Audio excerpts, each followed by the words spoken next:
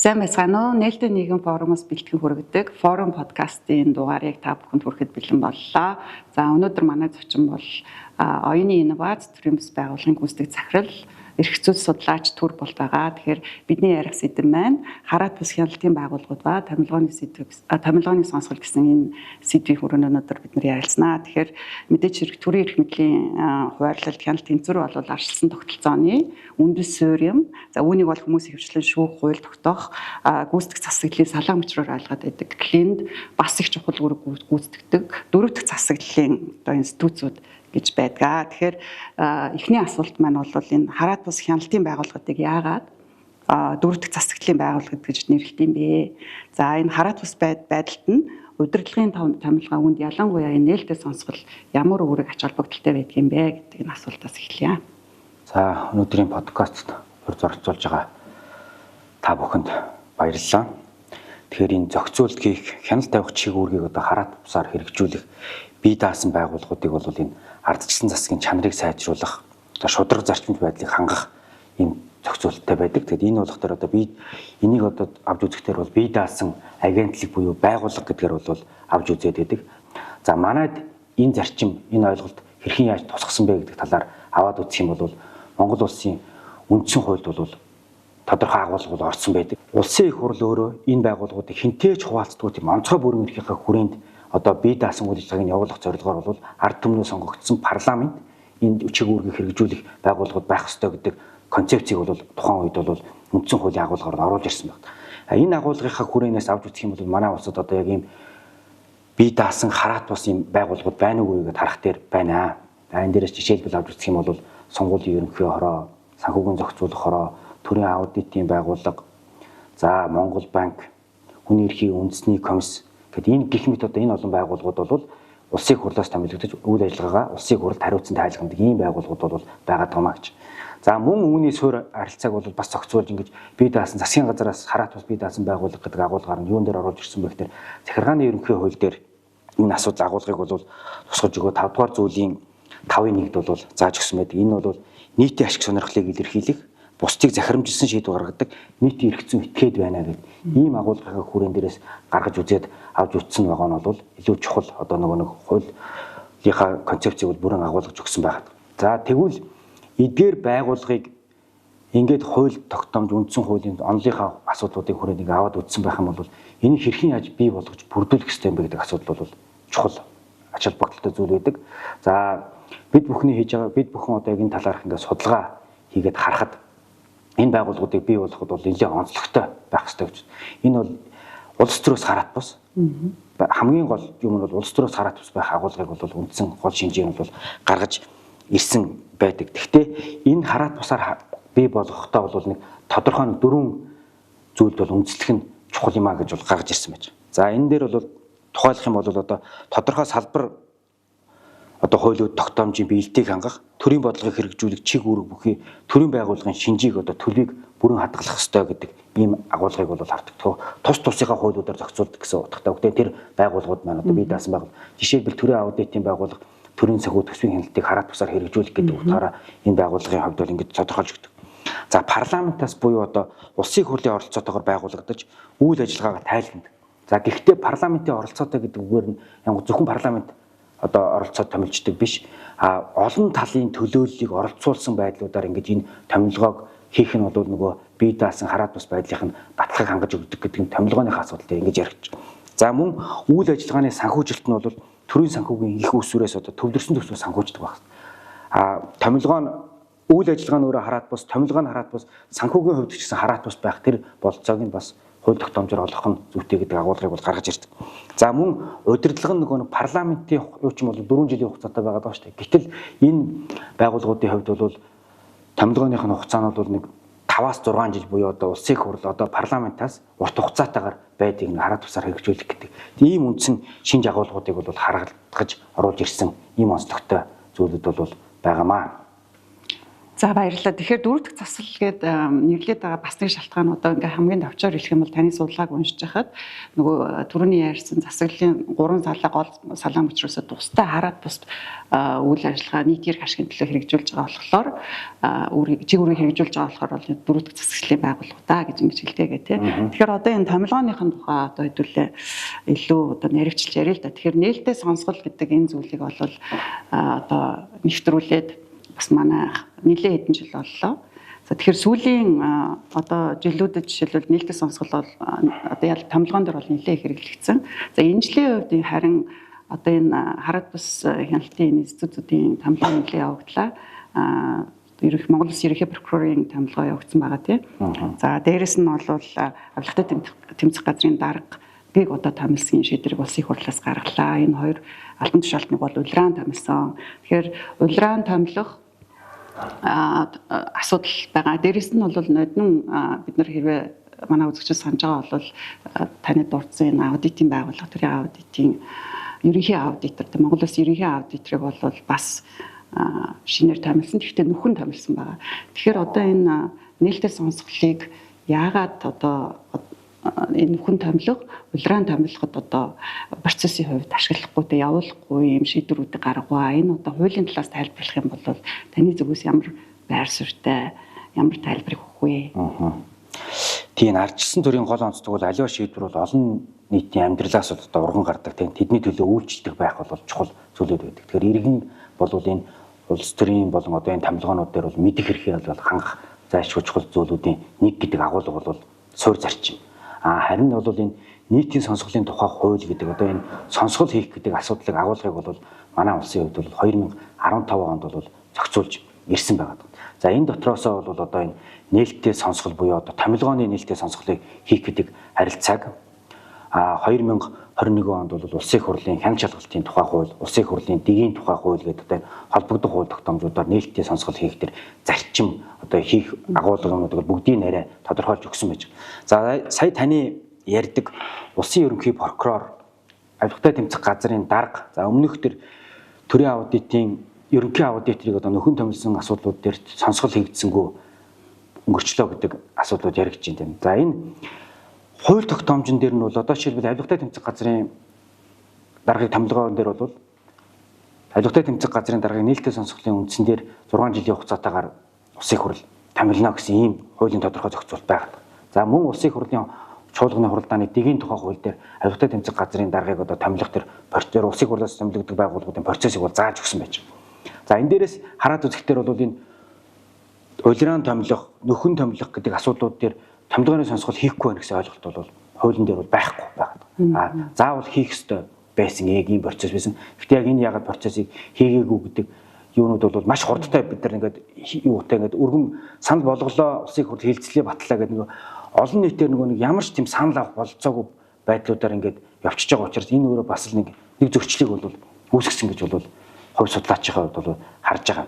За харин прокурорын ерөнхий прокурорын хувьд энэ улсын хурлын хяналт шалгалтын тухай хуулийн дээр бол заасан байгаад байгаа. Энэ дээр 31-2 дээр бол улсын хурл нэр дэвшгийн сонсгол явуулахаар хууль тусгайлан заасан. Эсвэл улсын хурл танилцах, зөвшөлдсөх томилгоор хууль заасан албан тушаалтны хувьд бол танилцах, зөвшөлдсөх томилгооны сонсгол явуулахаар улсын хурлын 10-аас доош гишүүн одоо хүсэлт гаргасан бол гэж. Тэгэхээр ерөнхий прокурорыг бол Монгол улсын ерөнхийлөгч улсын хуралд танилцуулах юм процессор танилцуулаад томилдог өөрөө тийм. Тэнгүүд одоо энэ процессын хувьд бол харах дээр улсын хурлын 15 гишүүн жишээлбэл яг нээлттэй сонсгол, томилгооны нээлттэй сонсгол явуулъя гэдэг тэр юуг бол саналыг бол гаргаагүй гэж бол ойлгосон. Тийм учраас бол энэ улсын ерөнхий прокурорын хувьд бол томилгоо явагдаагүй өнгөрсөн тохиолдол байгаа гэж хууль тогтоомжийн хувьд бол харж байгаа. За гэхдээ дэгийн тухай хуулийн дээр бол нээлттэй сонсгол явуулна гэсэн зохицуулт бол байгаа. Тэгэхээр энэ хоёр хуулиудын хоорондын уялдааг ингээд харах юм бол энэ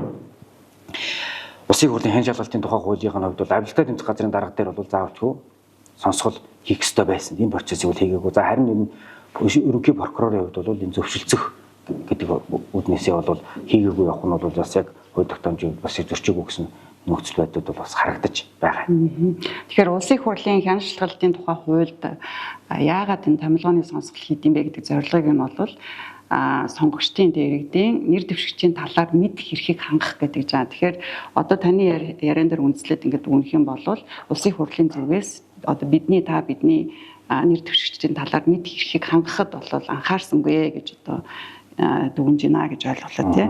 За тэгэхээр одоо удахгүй улсын хурлаас ахаад одоо хэд хэдэн томилгын ажил бол хийгдэн энэ хараа бус институтуудтай холбоотой энэ хамгийн ойр нь одоо энэ ерөнхий аудиторын томилгоо байгаа тийм ээ. За тэгэхээр аудиторын томилгоонд бол сонсгол хийх асуудлыг холбогдох байнгын хороо бол хилцээд эхэлсэн. Одоо энэ асуудал яригдж байгаа юм чи сонсгол явагдах юм байна гэж ойлгож байгаа. Тэгэхээр таны хувьд бас энэ асуудлыг тухайлан судлаачийн хувьд ер нь аудитын томилгоонд бид нар одоо анхаарах шаардлагатай ямар асуудлууд байдаг юм бэ? Судлаад үзэхдээ бол аудитын хувьд бол нэг 3 загвар байгаа. Тэр 3 загвараас бол манай Монгол улсын хувьд бол энэ ерөнхий аудиторын загварыг бол ашиглаж явж байгаа. Монгол улсын хувьд 1995-аас 2003 оны хооронд бол манайх бол одоо аудиторын бол энэ хянан шалгах хороо гэдэг байдлаар агуулгын хүрээнд ингэж явж ирж байсан. За тэгээд төрийн аудитын тухай хууль 2003 онд бол батлагдаад энэ дээрээс бол манайх ерөнхий аудиторын тогтолцоотой гэдэг үндслээрээ бол 2003-аас өдийг хүртэлх хугацаанд бол энэ тогтолцоогоор явж байгаа. За энэ дээрээс аваад үзэхдээ үндсэн хуульд 2019 онд нэмэлт өөрчлөлт оруулсан. Энэ нэмэлт өөрчлөлт оруулах юм дээр бол энэ төрийн санхүү төсвийн хяналтыг хараад бусаар хэрэгжүүлэх байгууллага гэж бүр тодтогч зааж өгсөн.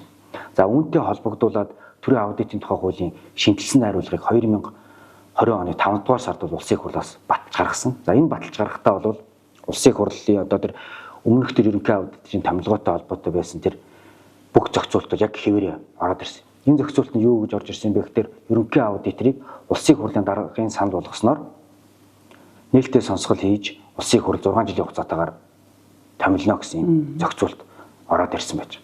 За бид бүхэн одоо ингээд судалгаа хийгээд ингээд харах дээр манайх бол энэ 2003 оноос хойш нэг 5-6 хүн бол одоо ерөнхий аудитороор бол ажилласан юм байдаг. За хамгийн ихний одоо аудитороор ажилласан хүнд одоо 6 хоногийн хугацаатаагаар бүр эрхийг хугацааг бол хангаж ажилласан байдаг. Дараагийнх нь бол 3 жил 9 сар, 4 жил 3 сар, 1 жил 10 сар ч юм уу тийм. Сая сүүлийнх нь бол 5 жил 1 сар гэдэг ийм хугацаатай байж байгаа. Тэгэхээр манай ерөнхий аудиторын юунуудын томилгооны нөхцөл байдлыг ингээд хараад үзэхдээ дундаж юу нь бол нэг 4.1 жил байгаа одоо томилгоход хугацаа. Тэгээд энэ томилгооны хувь түрүүн би эхний хэсгээр бол ярьжсэн дээ. Энэ бие даасан байгууллагуудын хувь томилгооны хувьд бол 4-5-аас 6 жилийн хугацаатай байдгаа гэдэг ингээд харсан.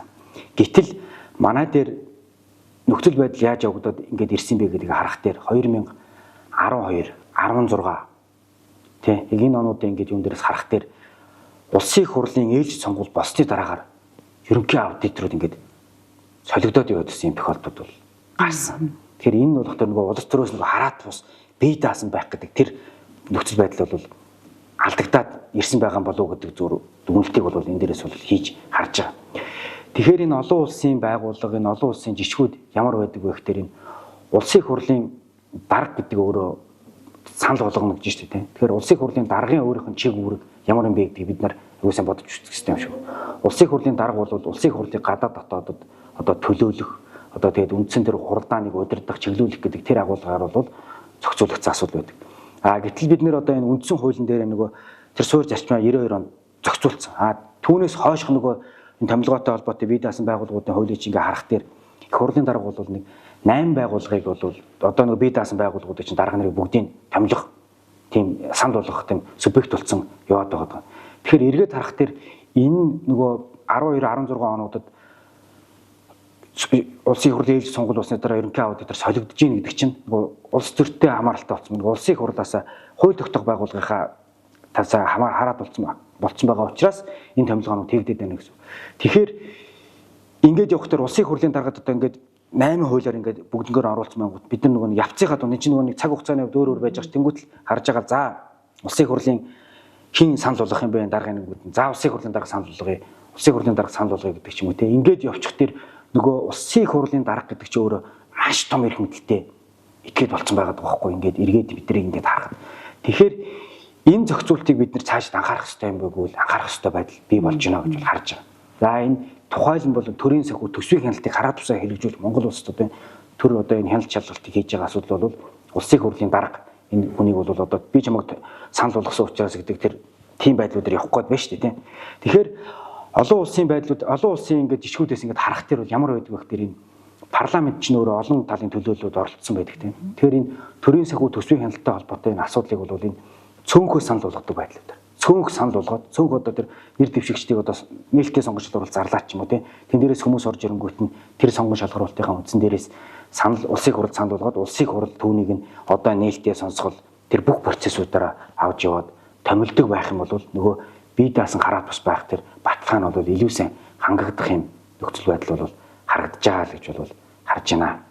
Тэгэхээр энэ бол одоо хуулинд байхгүй, одоо бол яг улсын хурал дарга санал болгоод тэгээд нээлттэй сонсгол одоо явуулаад тэгээд томилж байгаа тийм. Тэгэхээр энэ дээр бол бид нар яг хуулийн хүрээнд бас ахиж эргэж харж өөрчлөх шаардлагатай хараа тус байдлыг нь бэхжүүлэхэд хийх ёстой юм ажил бол байгаа юм байна гэж ойлгож байна. За тэгэхээр үлдсэн нэг зүйлийг би бас лавшруулад асуучих гэж бодож байна. Яг бол одоо бид нар нэг 6 жилийн хугацаатай энэ томилгоонуудыг хийгээд тий бүрийн эрхийн хугацааг 6 жил байхаар тооцоод ингээ хийгээд эсвэл улираадаг эсвэл одоо нүхдэг ийм асуудал байгаа. Бусад улсуудын одоо сайн туршлагыг судлах юм бол нэг удаа нэлээд урт хугацаагаар ахин улиран томилох боломжгүйгээр ингээ зохицуулаад байгаа. Энэ нь бас хараа тус байдлыг нь бэхжүүлэхэд чиглэсэн сайн туршлага гэж ойлгоод байгаа зөв үү?